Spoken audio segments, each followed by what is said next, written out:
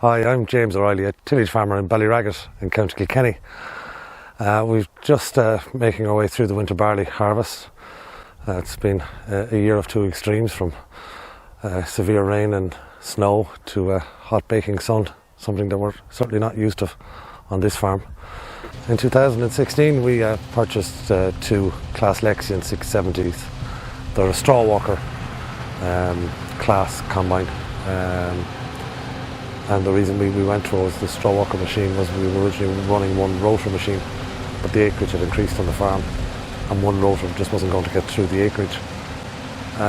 We went for the straw walker rather than the rotors as well. Was that the initial capital investment per machine is a hell of a lot less, and after a 10-year period we'd argue that the walker machines probably have the same or better residual value, so your capital depreciation over the 10-year period is a hell of a lot less.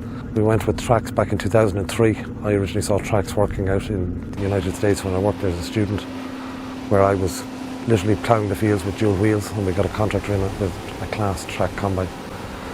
And 2 years later we were making a change on the farm, and I insisted that we went for a track machine, despite the dealers trying to influence us not to. He figured that they'd never catch on, that they wouldn't have any residual value, that it'd be very difficult to sell, and that it would be problematic on the road. But the reverse is now true.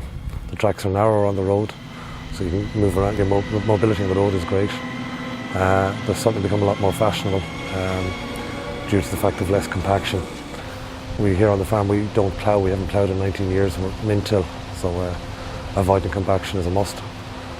A couple of nice features on the 670s are the Vario head, the Vario knife drive that allows us to move in and out the knife as we're cutting. So I would tend to actually move the knife in and out as opposed to changing the reels when I get into shorter crops, because it's all about getting that even feed into the neck. The cruise pilot function is a nice function on the machine. It's similar to your cruise control on your car, but it's also governed by a max forward speed, a throughput on the neck, losses out over the screens, and a max engine load. And it allows us to set up the two machines that they'll run pretty much harmoniously with each other, in line with each other. We went for an upgraded chaff spreaders on them, because with the likes of hybrid barley you tend to get an awful lot of chaff, and if you don't spread that right, we're sowing icy drape in afterwards and you tend to have problems with slugs. Whereas you can get a good even spread on the chaff, it certainly reduces that problem. The reason we went for 25-foot cuts on these combines, we work 30-metre tram lines, and the idea is 4 passes gets us to the next tram line. So when we're opening up sets, if we open them up, putting the same side head in the same one track of the tram line, we're not left with narrow cuts going up and down the field. We went for a slightly bigger chaser bin. We don't you've seen the big chaser bin can carry up to 25 tonne. We don't ever fill that in the field with that weight. What we do, we take one full tank off each combine on the move. We try to run the combines pretty much in line with each other, and the chaser bin then empties into trucks. And roughly in wheat, two empties of the combines fills the chaser bin, 2 empties of the chaser bin fills a lorry. In barley, because it doesn't weigh quite as well, you're looking at maybe 2.5 bins to fill a lorry. The reason we went for the horse chaser bin was we had a smaller horse and we liked it. We had it for 14 years and it never gave an ounce of trouble.